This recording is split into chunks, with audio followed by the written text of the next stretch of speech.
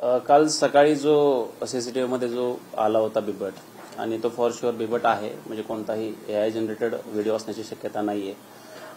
मात्र तो कुठलाही डॉक्युमेंटेड, म्हणजे आमच्याकडे जे डॉक्युमेंट्स आहेत लेपर्डचे वगैरे, त्याचा रोजेट पॅटर्नवरून आम्ही जे डॉक्युमेंटेशन ठेवतो त्यानुसार तो आयडेंटिफाईड होत नाहीये की यापूर्वी कधी आम्हाला दिसलेला होता. मात्र तो फॉर शुअर दिसलेला आहे. आणि काल दिवसभर आणि काल रात्री ज्या वेळेस पूर्ण ऍक्टिव्हिटी आम्ही त्या ठिकाणी फॉरेस्ट डिपार्टमेंट आणि रेस्क्यू जी NGO आहे यांच्या माध्यमातून आम्ही त्याचं पूर्ण मॉनिटरिंग केलं. कारण इनडायरेक्ट सायटिंग सुद्धा दिसलेले होते, काही ठिकाणी पगमार्क्स वगैरे दिसलेले होते.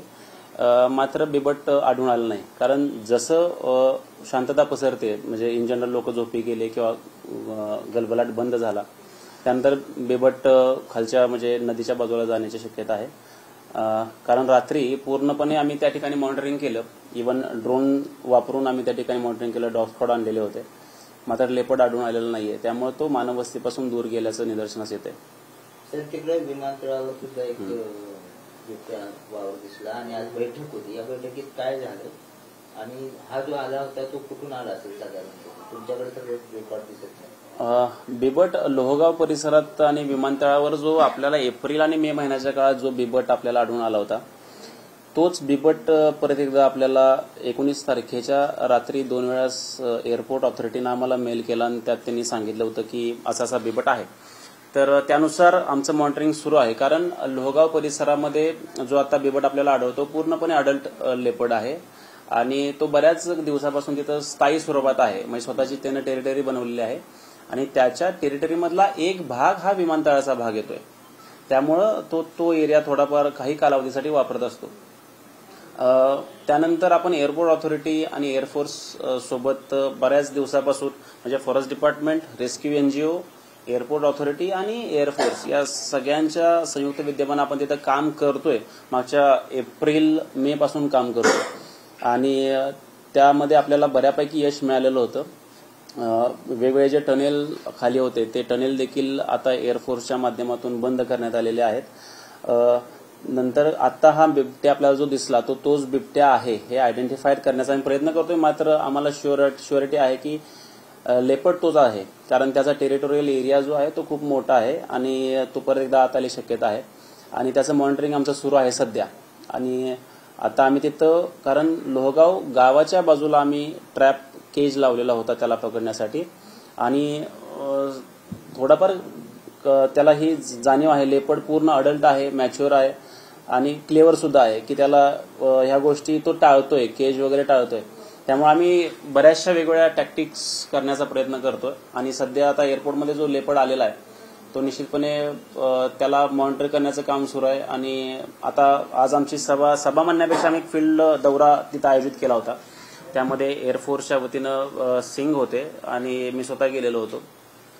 रेस्क्यूचे काही सदस्य होते, फॉरेस्ट डिपार्टमेंटचे तिथले स्थानिक रेंज फॉरेस्ट ऑफिसर आणि स्टाफ होता.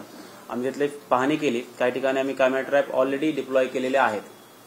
आता त्याचे दररोज चेकिंग करणं सुरू आहे. परंतु मागच्या 2 दिवसामध्ये तो लेपर्ड तिथं आढळून आलेला नाहीये, कारण तो वेळोवेळी आपली जागा बदलतोय. मात्र रनवे पासून तो लेपर्ड खूप दूर आहे आणि या पूर्ण माध्यमाच्या वतीनं मला सांगावं वाटतंय की हे फक्त लेपर्डची सायटिंग आहे, इन्सिडन्स नाहीये, की निगेटिव्ह इंटरॅक्शन कोणत्याही पद्धतीचं लेपर्डकडून नाहीये. आणि मात्र रिस्क आहे आणि तो पकडण्यासाठी आम्ही प्रयत्न करतोय.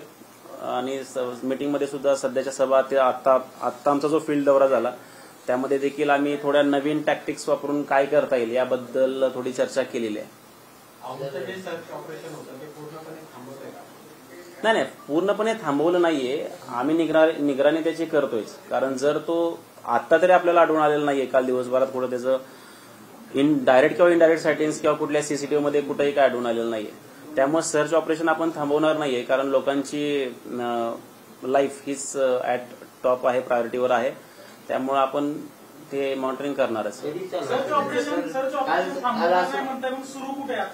नाही, आता बघा, बिबट्याचं आपण ज्या भागाला तो जाणं अपेक्षित आहे, नदीच्या बाजूला किंवा बोपखेलच्या बाजूला, तिकडच्या दोन्ही टीमला आम्ही सतर्कता सांगितलं की या बाजूला कुठल्या डायरेक्ट इनडायरेक्ट सायटिंग दिसत आहेत का, कुठल्या सीसीटीव्हीमध्ये दिसत आहेत किंवा कॅमेरा ट्रॅपमध्ये दिसत आहेत याची पाहणी करा. कारण जनरली दिवसा यावेळेस या बिबट एका ठिकाणी लपून राहत, कुठलाही वाईल्ड अॅनिमल हा लपून राहिलेला असतो. तो अर्ली मॉर्निंग किंवा लेट इव्हिनिंग शिकारीसाठी बाहेर पडत असतो. त्यामुळे शांतता झाल्यानंतर ऍक्टिव्हिटी वाढते. तर काल रात्रभर आपलं ऑपरेशन सुरू होतं. आज रात्री देखील आम्ही त्याची कुठं आपल्याला नक्की सायटिंग्स मिळत आहेत किंवा कुठल्या हालचाली मिळत आहेत, कुठून मेसेज येतोय का हे बघू आणि तशी कारवाई करू. सर, ग्रामीण भागानंतर आता शहरी भागामध्ये अलर्ट जारी केलेला आहे फॉरेस्ट डिपार्टमेंट. एक बघा, सहजीवन म्हणजे जो आपण गोष्ट म्हणतो की जुन्नर असेल किंवा पुणे डिव्हिजनमध्ये बिबट असतील, हे मूळतः त्यांचा जन्मच मुळात ऊसाच्या शेतात किंवा असा हा झालेला आहे. त्यांच्यासाठी जंगलमध्ये ते क्षेत्रच आहे. आणि सध्या काय झालंय, थोडं आता ऊस तोडणी सुरू झाली, ठीक आहे, मग त्यांचा हॅबिटेट मधून ते शिफ्ट होत आहेत, एका ठिकाणी दुसऱ्या ठिकाणी शिफ्ट होणं. त्यामुळं आत्ता अलीकडच्या काळात एकदम हॅवॉक असा झालाय की एकदम बिबटे सुटलेत का सगळे असतं. मात्र ऊस तोडणी सुरू झाल्यामुळे ह्या गोष्टी आपल्याला जास्त प्रमाणात दिसत आहेत. मात्र बिबट्यांसोबतचं सहजीवन हे पहिल्यापासूनच आहे. असं नाही की बिबटे अचानक कुठून बिबट आलेत. पण ते जुन्नर परिसरामध्ये अनेक हल्ले झाले, बिबट्याकडून झाले, लहान मुलांवर पण झाले. आता शहरात सुद्धा वेगवेगळ्या नागरी भागाचे बिबटे दिसतात. काय काळजी घेते वन विभाग आणि नागरिकांनी काय काळजी घेतली? एक बघा की मी आता जसं तुम्हाला सांगितलं की सहजीवन हा कॉन्फ्लिक्ट म्हणण्यापेक्षा आपण म्हणजे निगेटिव्ह इंटरॅक्शन झालं तर तो कॉन्फ्लिक्ट आहे. मात्र बिबट आपल्या आजूबाजूला किंवा आपल्या शिवारात असताना कसं जगावं, कसं राहावं, कसं वागावं हे देखील आता लोकांनी शिकणं गरजेचं आहे.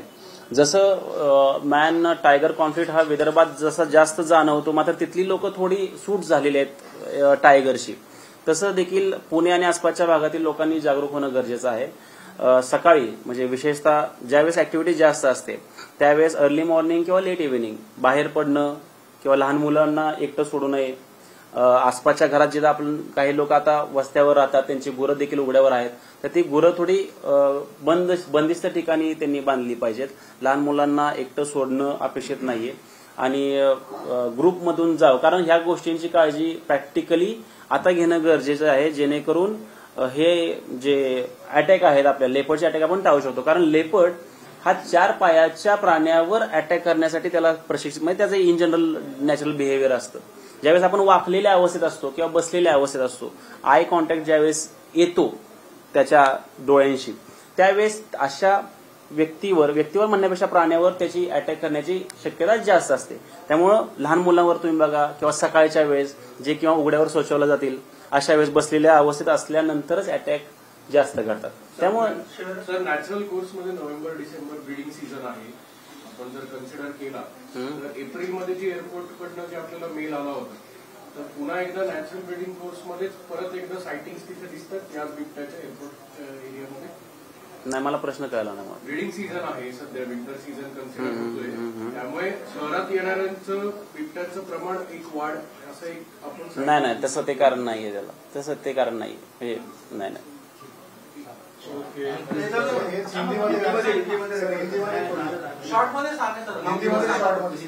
सिंधू सोसायटी आणि एअरपोर्टच्या संदर्भात कल सुबह जो सीसीटीवी फुटेज आया था सिंध सोसाइटी के एरिया में लेपर्ड का, उस एरिया में पूरा forest department, rescue NGO end सबके द्वारा जो एक हमने मॉनिटरिंग कल सुबह से कल दोपहर के बाद स्टार्ट किया था, और उसके तहत फॉर श्योर कि वो लेपर्ड है, कोई एआई जनरेटेड वीडियो नहीं था. लेकिन जब रात भर पूरा मॉनिटरिंग करने के बाद एक हमें लेपर्ड के कोई भी डायरेक्ट या इनडायरेक्ट साइटिंग्स मिले नहीं है, तो हमारा ये ख्याल, डिपार्टमेंट का ये ख्याल है कि लेपर्ड शायद नदी के तरफ या दूसरे कॉरिडोर में गया होगा, यानी फॉरेस्ट एरिया में या ह्यूमन हैबिटेशन के बाहर. तो लेकिन हमारा मॉनिटरिंग कल जैसे शुरू था आज भी शुरू रहेगा, क्योंकि कल हमने रात को ड्रोन का यूज किया था, डॉग्स का यूज किया था. आज भी हम सतर्क है और पूरा मॉनिटरिंग उस लेपर्ड का कर रहे हैं. और एयरपोर्ट लेपर्ड के बारे में डायरेक्ट या इनडायरेक्ट साइटिंग पिछले 3 दिनों में हमें कुछ भी नहीं मिली है, लेकिन आज हमने फिर फील्ड का विजिट किया. एयरफोर्स के कुछ ऑफिसर थे, फॉरेस्ट डिपार्टमेंट के पूरे ऑफिसर थे, एयरपोर्ट अथॉरिटी के लोग थे. तो उस दौरान कोई भी डायरेक्ट या इनडायरेक्ट साइटिंग्स हमें मिली नहीं है, लेकिन उसका भी हम मॉनिटरिंग कर रहे हैं. क्योंकि लोहगांव एरिया में जो लेपर्ड हमें मिला था, लोहगांव रूरल एरिया में, वही लेपर्ड वो एयरपोर्ट अथॉरिटी का या एयरपोर्ट का एरिया यूज कर रहा है. तो उसको पकड़ने के लिए हमने ऑलरेडी ट्रैप केज एक लगाया है, पिछले 10 दिनों पहले ही लगाया है, लेकिन अभी उसको थोड़ा शिफ्ट करने के हम सोच रहे हैं. अभी जो कल लेपर्ड देखा गया है उसके बारे में क्या चाहिए सभी एक जो अभी कैसा है कि जो एरियाज है, जो सोसाइटी है, वहाँ लोगों ने थोड़ा खुद की जिम्मेदारी से काम करना चाहिए। Early in the morning and let evening में बच्चे बाहर नहीं जाना चाहिए। थोड़ा एक खबरदारी अगर रखे तो अपन उसके साथ काम कर सकते हैं। सूचना दी कि सुबह पहले बाहर नहीं निकले। हाँ, हम फॉरेस्ट डिपार्टमेंट के द्वारा हम सोशल मीडिया से और अवेयरनेस तो कर रहे हैं कि लोगों को बता रहे हैं कि अर्ली मॉर्निंग और लेट इवनिंग बाहर ना जाए। पर्टिकुलर एरिया या फिर सभी जगह? नहीं, एक्चुअली सभी जगह पे जो एरिया को खेत, गन्ने का खेत है या कोई ऐसा जगह है ज्यादा टिकट, सिटी एरिया में वैसा कुछ कहा नहीं है।